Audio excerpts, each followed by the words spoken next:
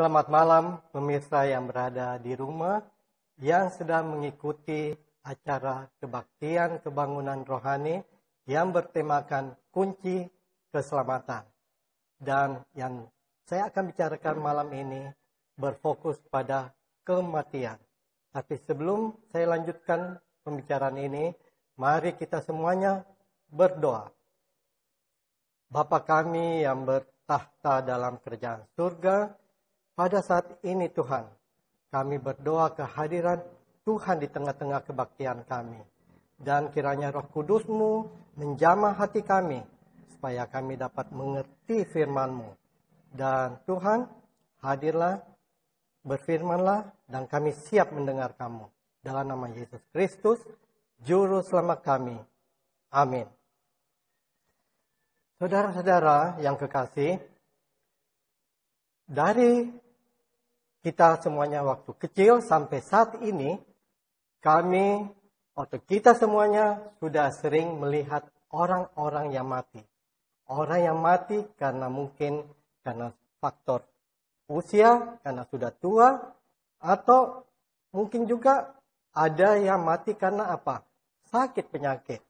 Seperti sekarang ini kita lihat banyak orang yang mati karena apa? Penyakit, pandemi COVID-19.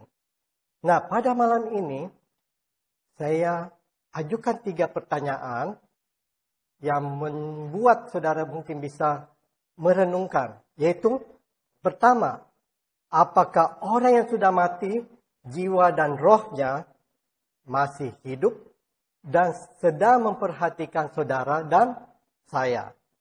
Kedua, atau apakah langsung jiwa dan roh itu masuk ke surga? Dan yang ketiga, bagaimana Anda mendeskripsikan orang yang mati itu? Saudara, menjawab pertanyaan yang pertama, apakah orang yang mati jiwa dan rohnya masih hidup? Tentu jawabannya dari orang dengan orang yang lain berbeda-beda. Tapi pada prinsipnya, banyak orang yang mempercayai kalau jiwa dan roh itu masih hidup. Seperti saya juga pernah mengalami pada saat almarhumah ibu saya meninggal, setelah mungkin 1, 2, 3 minggu setelah itu, kami selalu didatangin roh-roh. Seperti contoh, suatu siang, saya sedang makan dan berbincang-bincang dengan orang di rumah. Tiba-tiba pintu daripada ruang makan kami terdobrak keras. Pam! Dan yang dobrak itu angin yang sangat kencang, yang sangat mengagetkan kami. Dan disertai hembusan angin sepoi-sepoi, baru ada wangi bunga melati. Dan bukan cuma itu saudara-saudara, saya juga mendapatkan pengalaman di ruang makan juga. Tiba-tiba sementara saya bercakap-cakap dengan orang di rumah, tiba-tiba baling-baling daripada mixer, salah satu spare parts daripada mixer itu, yang kami letakkan di atas meja, bukan di pinggir saudara, tapi di atas meja, yang agak di tengah, tiba-tiba itu baling-balingnya terbang begini dan jatuh ke lantai. Nah, ada lagi satu saat saya tiba-tiba dipanggil. Suara saya dipanggil nama saya, dan suaranya menyerupai almarhumah ibu saya. Tapi cuma saya diam. Berikutnya lagi, saya dapat lagi pengalaman di mana saya lagi istirahat, tiba-tiba jendela kamar saya didobrak, tiba-tiba terbuka, dan angin kencang masuk, dan menjatuhkan semua buku-buku yang di rak lemari. Jadi bukan kertas-kertas yang berhamburan keluar saudara, tapi buku-buku tebal yang ada di rak lemari itu yang jatuh keluar. Nah, inilah pengalaman-pengalaman yang mungkin saudara juga alami, sehingga banyak orang yang mempercayai bahwa jiwa dan roh orang mati itu hidup. Nah, saudara-saudara yang kekasih, pada malam ini, apapun pikiran saudara, mari kita melihat di Alkitab. Mari kita mencari jawaban dari Alkitab tentang orang yang mati. Mari kita membuka Alkitab kita dalam Pengkhotbah 9 ayat 5 dan 6.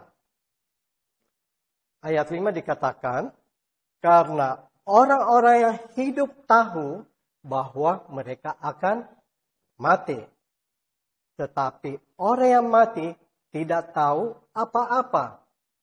Tak ada upah lagi bagi mereka bahwa kenangan kepada mereka sudah lenyap. Ayat berikutnya, ayat 6. Baik kasih mereka maupun kebencian dan kecemburuan mereka sudah lama hilang dan untuk selama-lamanya. Tak ada lagi bahagian mereka dalam segala sesuatu yang terjadi di bawah matahari. Jadi, sudah jelas saudara-saudara, ayat ini yang menyampaikan kepada saudara dan saya bahwa orang yang mati itu tidak tahu apa-apa lagi. Ya, makanya selama itu saya tidak pernah merespon suara-suara yang memanggil nama saya. Dan saya kasih tahu asisten rumah saya di rumah supaya tidak pernah merespon atau menggubris, tidak usah membicarakan di dalam rumah. Inilah karena apa? Karena saya membaca Alkitab yang tadi Pengkhotbah 9. Tapi saudara-saudara, banyak sekali orang yang tetap mempercayai bahwa jiwa dan roh orang mati itu hidup. Sehingga apa? Jiwa dan roh ini dipakai oleh orang-orang untuk berkonsultasi. Saudara-saudara, berkonsultasi apa saudara? Ada orang yang apa? Berkonsultasi karena mereka menghadapi masalah. Jadi misalnya masalah mencari jodoh. Jadi mereka apa? Pergi ke roh-roh orang mati untuk berkonsultasi. Kedua, ada lagi orang yang ingin mencari pekerjaan.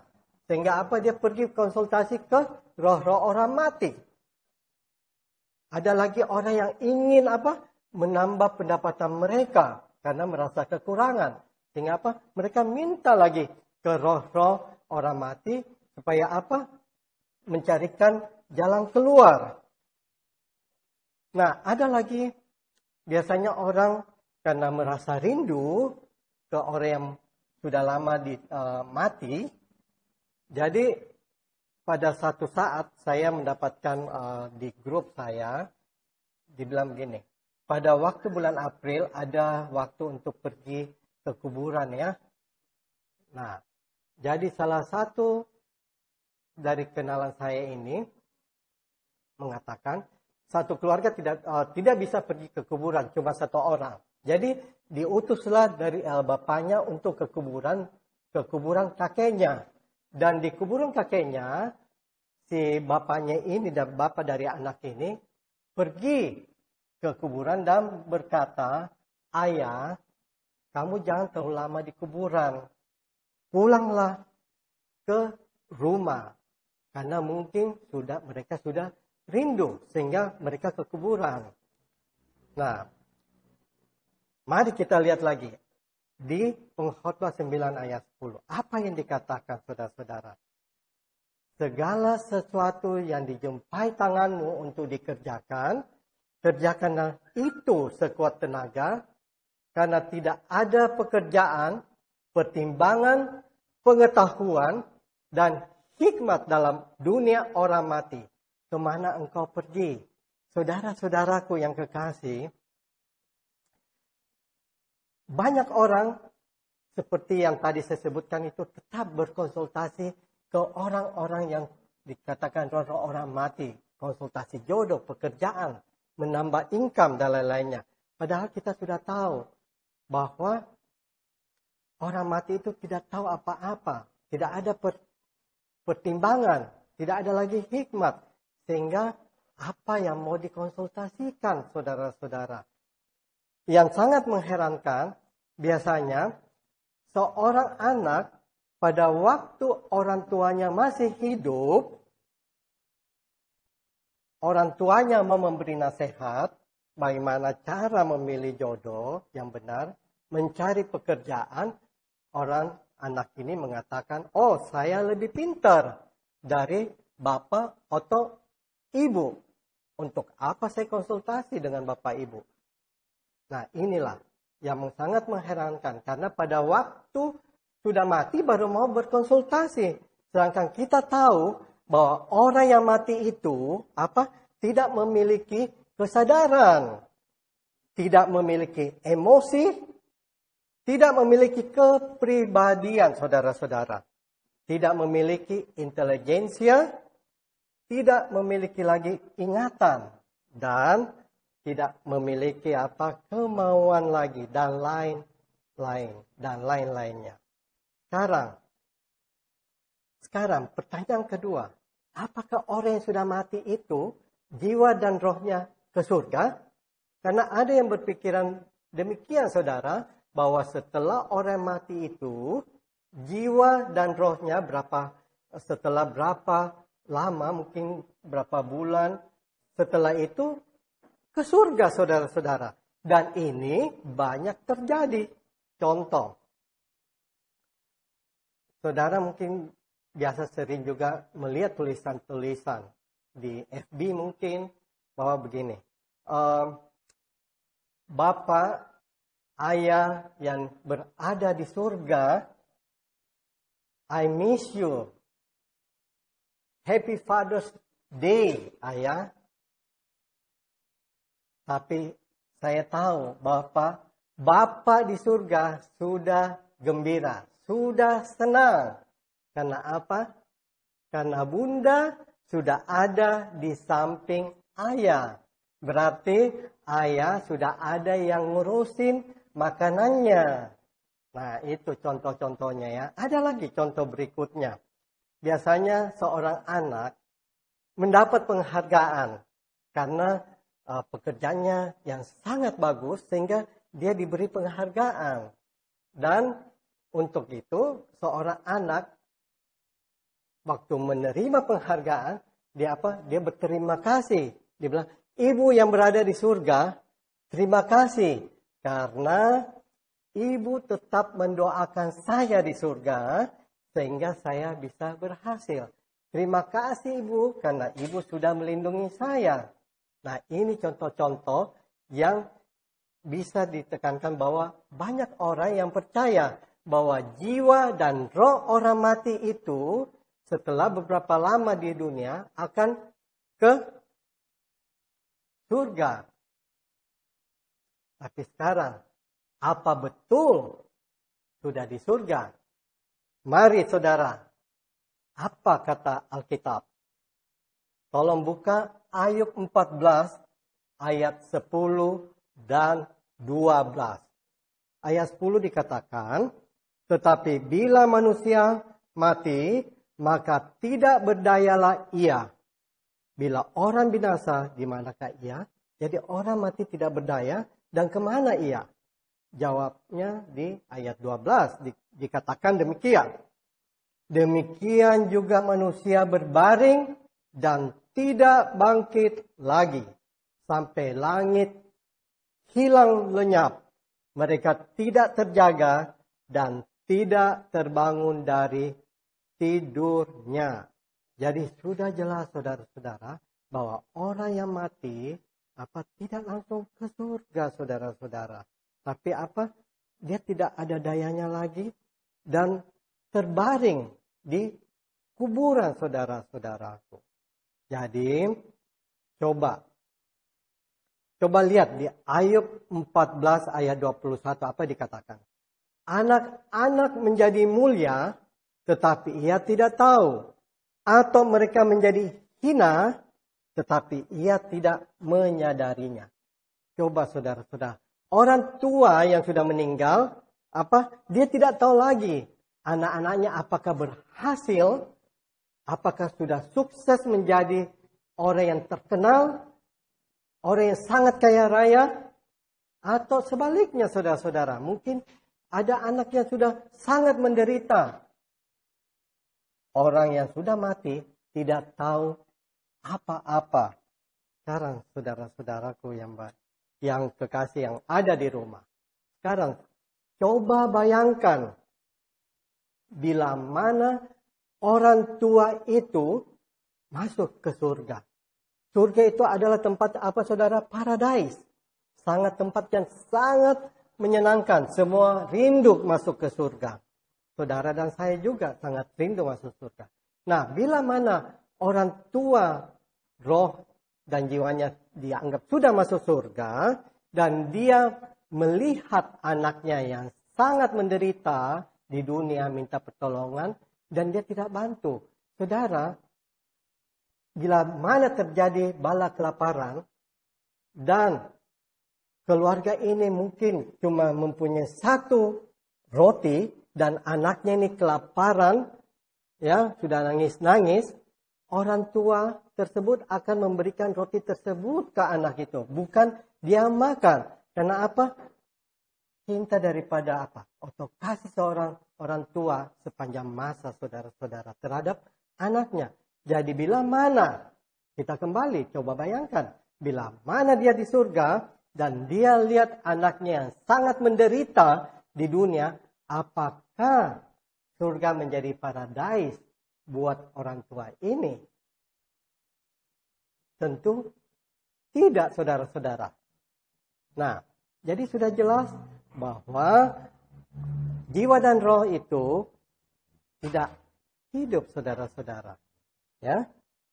Karena memang ada yang berpikiran bahwa pada waktu orang yang mati, ya, jiwa dan rohnya keluar dari tubuhnya, dan inilah roh ini yang dikira yang pergi ke mengunjungi keluarganya atau ke sahabat-sahabatnya orang yang mati ini.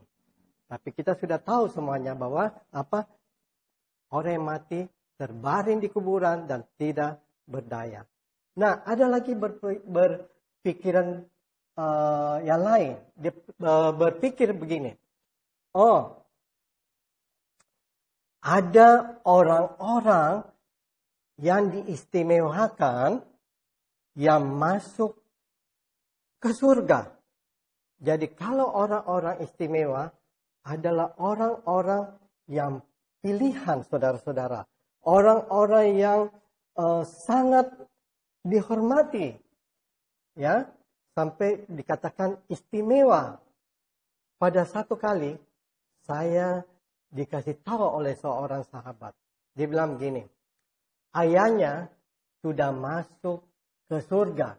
Saya bilang, oh ya, sudah masuk surga.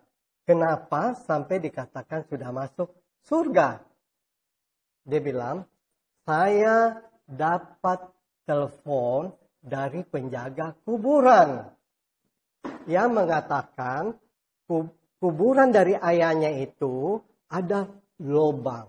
Lubang itu tempat roh keluar, diangkat ke surga. Setelah dia jelaskan itu, maka mari kita bertanya dalam Alkitab, apa yang dikatakan dalam Alkitab, dalam Kisah Para Rasul. Kisah Para Rasul 2 ayat 29. Dibilang gini, saudara-saudara, aku boleh berkata-kata dengan terus terang kepadamu tentang Daud, bapa bangsa kita. Ia telah mati dan dikubur, dan kuburannya masih pada kita sampai hari ini, saudara-saudara. Daud, kita sudah tahu bahwa Daud adalah pilihan Tuhan. ya, bapa bangsa. Tapi apa dikatakan tadi?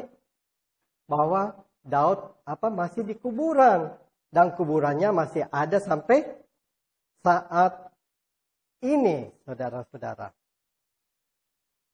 Nah, sekarang tadi kita sudah bicarakan tentang jiwa dan roh. Ada yang berpikir bahwa jiwa dan roh itu yang ke surga.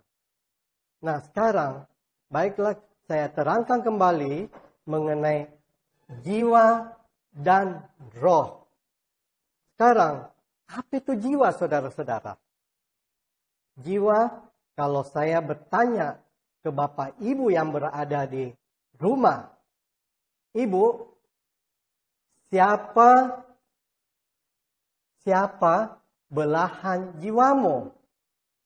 Si ibu, istri ini dengan bangganya mengatakan apa? Oh, belahan jiwa saya adalah suami saya yang tercinta ini di samping saya. Nah, sekarang kalau saya tanya sama Bapak, siapa belahan jiwamu? Maka dia bilang apa? Oh, belahan jiwa saya mantan. Mantan apa? Bukan mantan istri ya, tapi mantan pacar. Nah itu, jadi belahan jiwa dari Bapak ini mantan, yaitu mantan pacarnya atau istrinya, saudara-saudara. Sekarang, jadi kalau saya bertanya siapa belahan jiwa, berarti ditanyakan adalah orang, makhluk hidup, saudara-saudara ya. Nah, ada lagi contoh kedua.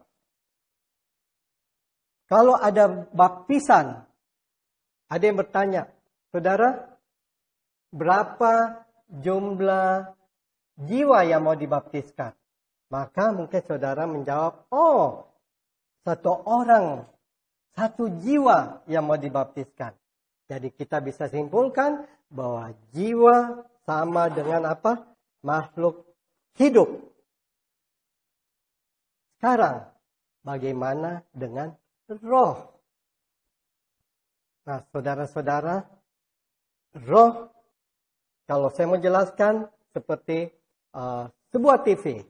Saya yakin dan percaya bahwa setiap hampir semuanya rumah tangga mempunyai apa? Televisi. Saudara, kalau saudara mau melihat siaran televisi, maka perlu daya. Daya apa, saudara-saudara? Daya listrik yang masuk ke TV. Sehingga bila mana ada daya listrik yang masuk ke TV saudara, maka akan menyala hidup itu televisi ya. Saudara bisa menonton siaran. Nah, sama juga dengan manusia. Manusia itu di mana dayanya? Mari kita lihat di Kejadian 2 ayat 7. Apa yang dikatakan Kejadian 2 ayat 7?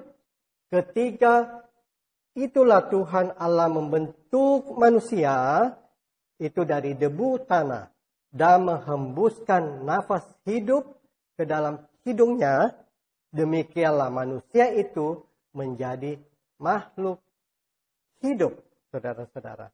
Jadi manusia dibentuk dari debu tanah, ya. Jadi debu tanah menyerupai manusia, baru dihembuskan daya, yaitu nafas hidup. Akhirnya menjadi makhluk hidup atau menjadi jiwa, saudara-saudara. Jadi demikian juga TV menyala, ada siaran kalau ada daya atau asupan listrik ke TV tersebut. Nah sekarang, kalau TV itu mati, ya, TV itu mati, kemana dayanya? Kalau manusia mati, kemana nafas hidupnya, saudara-saudara? Saudara, dikatakan, buka ayat 14 ayat 11. Tolong buka ayat 14 ayat 11 dikatakan, seperti air menguap dari tasik, dan sungai surut dan menjadi kering. Saudara-saudara, ini cuaca Sangat panas ya, sangat panas. Sehingga pada waktu saudara mungkin olahraga, banyak keringat yang keluar dari tubuh saudara dan jatuh ke lantai. Dan saudara juga minum air mineral dan jatuh juga di lantai mungkin ya. Dan saudara lanjutkan lagi olahraga.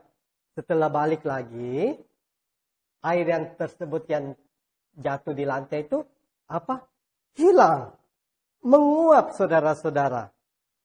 Jadi sama juga. Jadi kalau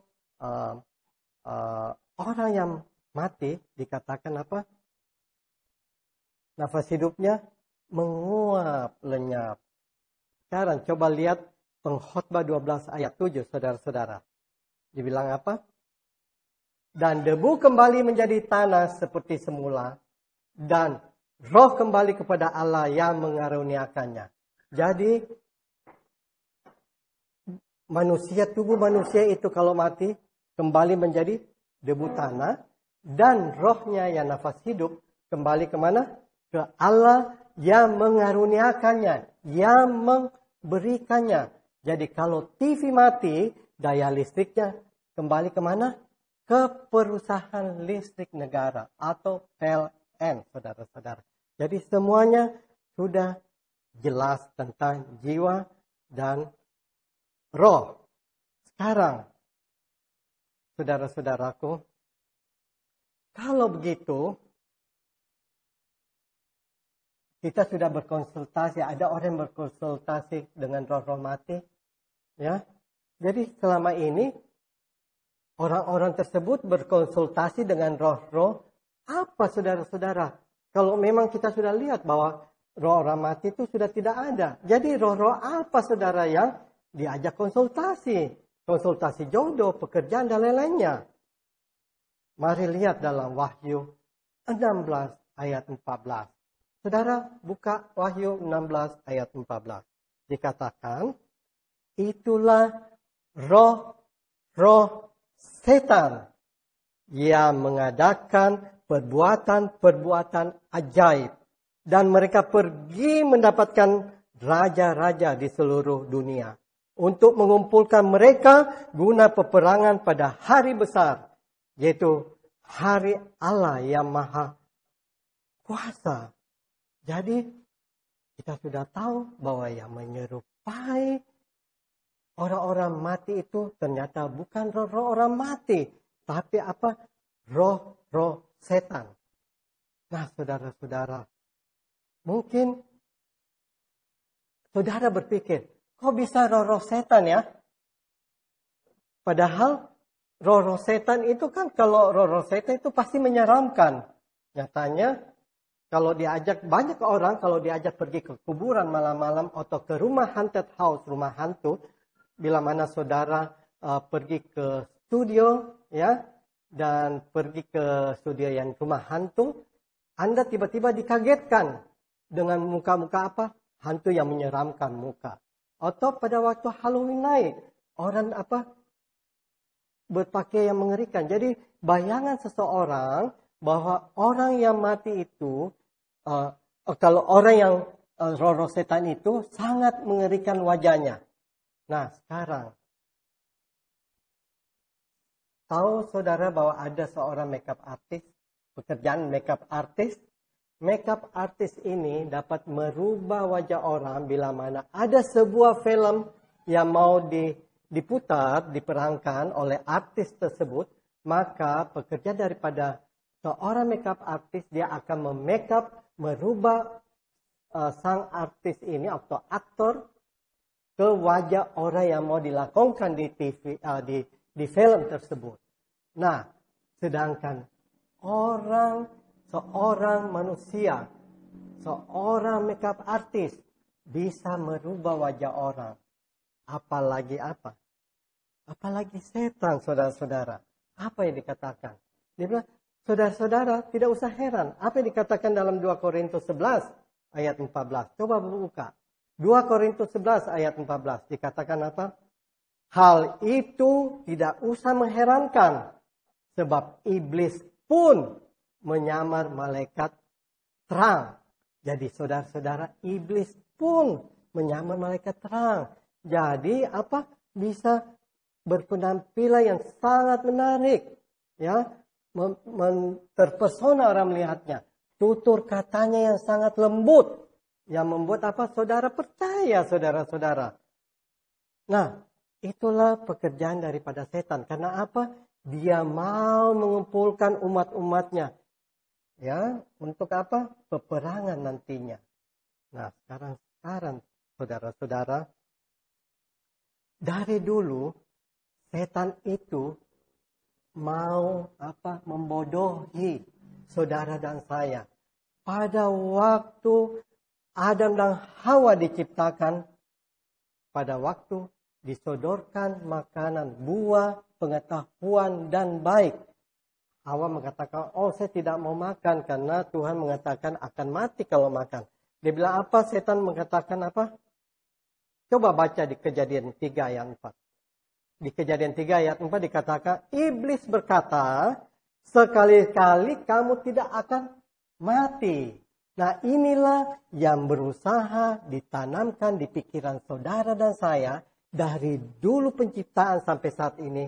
Bahwa kalau orang mati, apa tetap hidup. Nyatanya pemikiran orang bahwa jiwa dan roh apa hidup, saudara-saudara. Nah sekarang bagaimana saudara mendeskripsikan kematian? Mari kalau ada waktu nanti saudara bisa membuka di kitab saudara, kitab Markus, ya, Markus 5. Dan saudara akan menemukan cerita tentang Yairus. Yairus ini adalah seorang kepala rumah ibadah. Dia datang, suatu saat dia datang ke Tuhan, bersungkur di hadapan Tuhan dan mengatakan, Tuhan, tolong datang ke rumahku. Anakku sekarang sedang sekarat. Tapi kalau Tuhan datang ke rumahku, saya tahu bahwa anak saya akan apa? Sembuh. Tanpa berpikir panjang, Tuhan bilang, oke, Yairus, mari ke rumahmu. Jadi dalam perjalanan itu, tiba-tiba tidak jauh lagi dari rumah dari Bapak Yairus ini, datang pesuruh dari rumahnya Yairus, dibilang, Pak Yairus, anakmu barusan saja meninggal. Bilang gitu, barusan saja mati. Jadi mungkin Tuan Guru Yesus tidak usah datang ke rumah, karena mungkin lebih baik dia pergi apa? Pergi lagi menjalankan tugasnya untuk mengajar orang. Tapi apa? Tuhan Yesus bilang, Yairus, jangan peduli, ayo ke rumahmu, lanjut.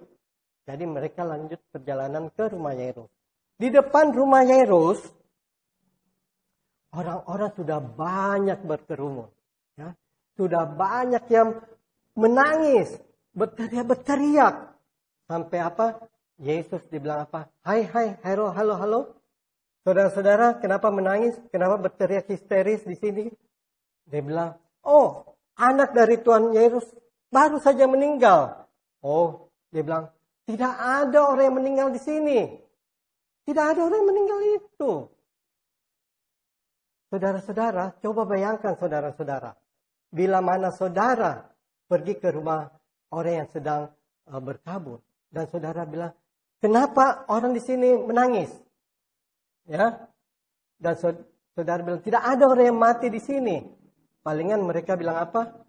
Kasih begini ya, kepalanya. Tanda bahwa orang gila. Mungkin bukan lagi cuma bilang orang gila. Double gila ya. Sudah mungkin sebaiknya dibawa konsultasi ke rumah sakit jiwa. Nah inilah yang terjadi juga pada saat itu. Dan apa? Tuhan bilang, oke, bubar, kamu pulang semuanya. Dan apakah mereka pulang semuanya? Tentu tidak. Ada juga orang yang penasaran. Apa yang terjadi nih? Jadi mereka tetap apa? Pura-pura keluar mungkin. Dan apa? Intip-intip. Dan apa? Tuhan Yesus menarik tangan Yairus beserta istrinya ke tempat pembaringan daripada anak Yairus. Dan dia bilang apa? talita kum, hai anakku, aku berkata kepadamu, bangunlah. Dan apa terjadi? Anak daripada Yairus ini, anak perempuan dari Yairus ini, bangkit. Karena umur 12, jadi dia langsung apa? Keluar bermain-main seperti biasanya. Dan orang-orang yang masih hadir, yang tetap ada di sana, kaget pada apa? Saling bertatap muka, dibilang, anak ini ternyata betul masih hidup. Berarti apa? Kita bisa lihat bahwa untuk Tuhan, mati itu sama dengan tidur, saudara-saudara. Kalau tidur berarti apa? Tidak selama-lamanya terbaring untuk mati. Tapi apa? Untuk sementara. Saudara tidur, mungkin tidur malam, 7-8 jam sudah bangun. Demikian juga ini. Tidur sama dengan apa? Mati sama dengan tidur, saudara-saudara. Nah, sekarang pertanyaan buat saudara dan saya. Kapan orang mati itu bangun dari tidurnya? Coba saudara baca di 1 Tesalonika 4 ayat 16 dan 17. Dikatakan, sebab pada waktu tanda diberi, yaitu pada waktu penghulu malaikat berseru dan sangkakala Allah berbunyi, maka Tuhan sendiri akan turun dari surga dan mereka yang mati dalam Kristus akan lebih dahulu bangkit. Jadi berikutnya ayat 17, sesudah itu kita yang hidup yang masih tinggal akan diangkat bersama-sama dengan mereka dalam awan menyongsong Tuhan di angkasa. Demikianlah kita akan selama-lamanya bersama-sama dengan Tuhan. Jadi jawaban tadi kapan? Ya pada waktu malaikat berseru dan sangkakala dibunyikan, maka Tuhan sendiri datang dari surga dan orang yang mati tidur dibangkitkan, dan orang yang tidak mengalami kematian pada saat itu akan sama-sama apa? Menyongsong Tuhan di atas awan dan bersama-sama masuk ke dalam kerajaan surga. Pertanyaan saudara, siapa di balik kunci keselamatan? Jawabnya siapa? Betul, Yesus kunci keselamatan saudara dan saya. Tapi dengan catatan apa? Bila mana kita mati, mati dalam Kristus, saudara-saudara. Sebelum saya tutup perbaktian kita pada malam ini, baiklah saya menceritakan sebuah ilustrasi tentang seorang ayah dan seorang anak. Ayah ini dan anak melakukan suatu perjalanan yang sangat jauh. Dan perjalanan ini sangat-sangat berbahaya. Karena apa? Mereka harus melewati tebing-tebing yang terjal, jurang yang dalam. Dan apa? Mereka melewati sebuah jembatan dari tali yang terbuat dari tali, ya, beralas dengan papan. Dan bila mana putus itu jembatan, maka orang bisa jatuh ke bawah mati, saudara-saudara. Nah, karena perjalanan itu sangat berbahaya, maka kalau orang berjalan tidak jalan normal, tapi harus berjalan pelan, step by step, ya, pelan-pelan dan pelan-pelan.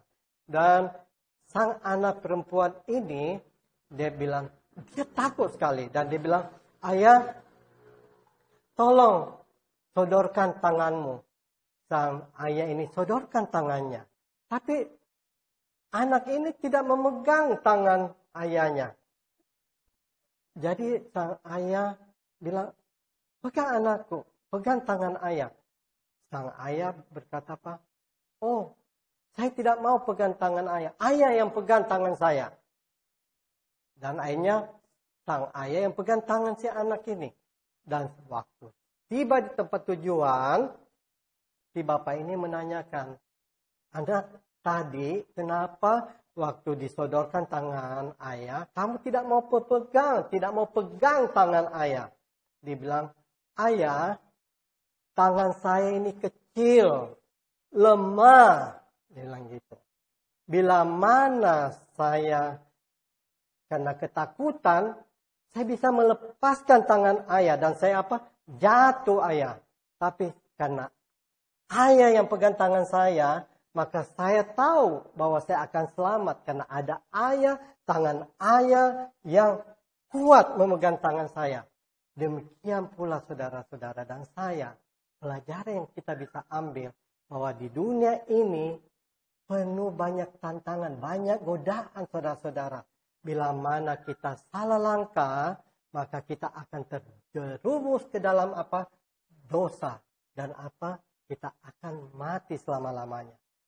Untuk itu, mari kita menyerahkan hidup kita kepada Tuhan. Supaya Tuhan yang akan membimbing kita. Supaya kita semuanya, saudara dan saya, tidak jatuh ke dalam dosa. Dan keselamatan ada dalam saudara dan saya. Demikian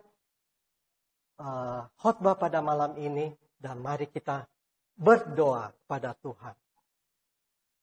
Bapa kami yang bertahta dalam kerajaan surga, terima kasih atas khotbah firman yang kami dengarkan.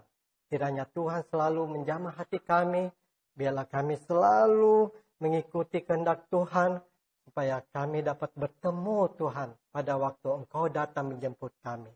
Dan Tuhan, kami berdoa juga untuk saudara-saudara kami pada malam ini, agar mereka bisa istirahat, tidur dengan nyenyak, dan dapat bangun dan dapat melakukan aktivitas mereka. Terima kasih sudah mendengar doa kami. Dalam nama Yesus Kristus, Juru Selamat kami. Amin.